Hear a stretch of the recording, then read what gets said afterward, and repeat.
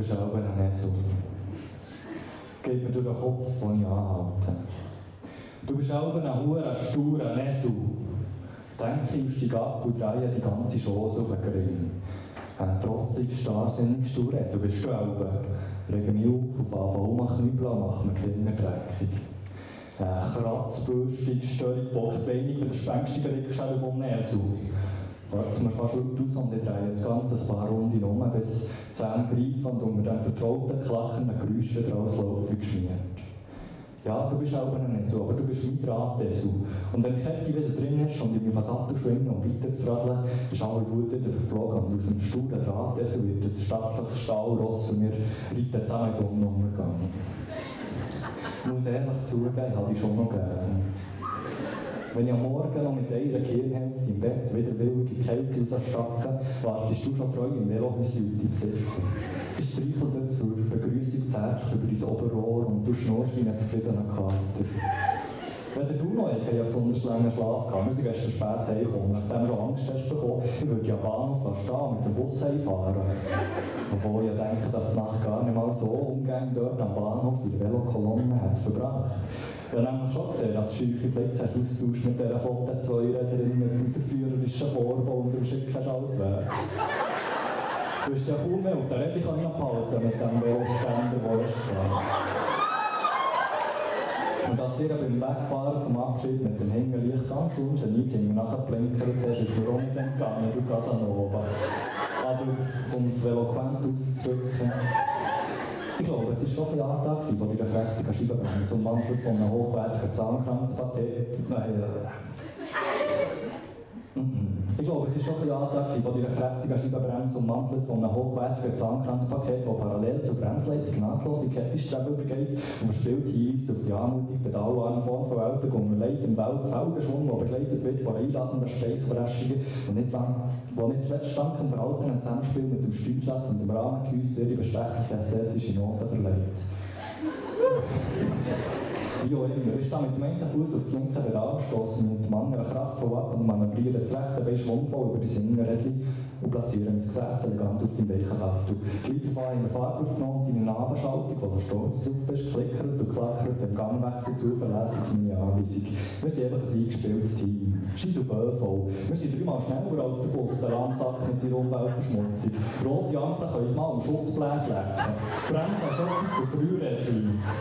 Verkehrsregeln sind für uns nicht Verkehrsregeln, sondern Verkehrsvorschläge. Uns kann niemand Bremsflüssigkeit reichen.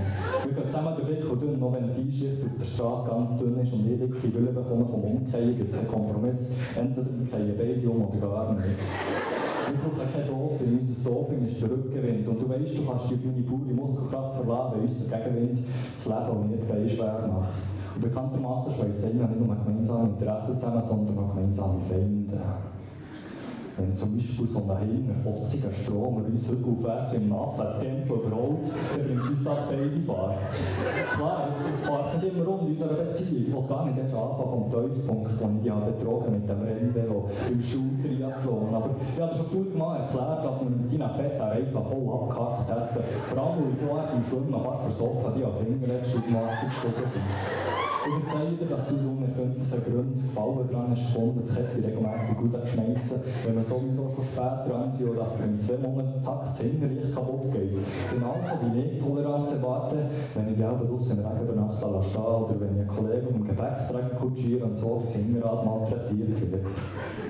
Ich verspreche dir, wir machen mal eine Reise nach Amsterdam und gehen so richtig Gas auf dieser weiten, flachen Ebene. Du, mein Fahrrad, du bist wie ein faradäischer Käfig, der mich vor einschlagender Monotonie vom Alltag schützt. Weil eine Fahrt auf dir ist wahrhaftig ein grausamer Gegenkontrast zum sturen Abbau vom Tag. Und das ist nicht belogen, das ist die Wahrheit.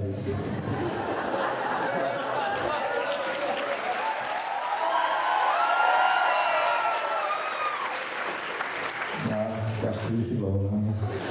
An Ostern habe ich mich entschieden, nicht Osterei zu bemalen, sondern dich und habe zu meiner Spraydose gegriffen und eine schöne neue Hülle verpasst. Du bist mir jetzt also heimklassiert mit dieser Farbe. Am Anfang hat es dir also gar nicht gefallen. Du hast gemeckert und gejammert, der rot, orange, weiss, grün, goldige Anstrich macht dich viel zu auffällig. Aber mit der Zeit hast du dich schon daran gewöhnt. Das ist halt gleich mit einer neuen Frisur und ich habe dich wirklich nochmal verschönert und dich aus der grau-schwarzen Velomasse rausheben. Außerdem hat es neben spontanen Komplimenten von alten Frauen auf der Straße einen weiteren positiven Nebeneffekt. Du hast garantiert nicht geglaubt, du willst schon so streuen als Velo. Was mir aber am meisten gefällt an dir ist, dass ich auf dir nicht nur auf- und abschalten kann, sondern auch abschalten und meinen gedankenfreien Lauf lassen. Am Lenken werde ich zum Denker. Du bist mein Ventil, das ich Luft kann lassen. Du bremst mich auf eine positive Art und Weise. Die Fahrt mit dir ist eine kurze Auszeit von Hektik und vom Alltagsstress und du widersprichst mir dabei nie. Ich könnte schon, du bist ein Velo. Du mein Zebrastreifen am Horizont. Aber nein, wirklich, ich lasse dir das Tagesgeschehen nochmal da Revue passieren. Im Gegensatz zu den Fußgängern, die lassen wir eigentlich nie noch passieren. Kurz gesagt, auf dir bin ich im Einklang mit der Welt und mir selber und ich genieße einen kurzen Moment vom Frieden. Jedenfalls, solange das Kälte wieder rausgeht.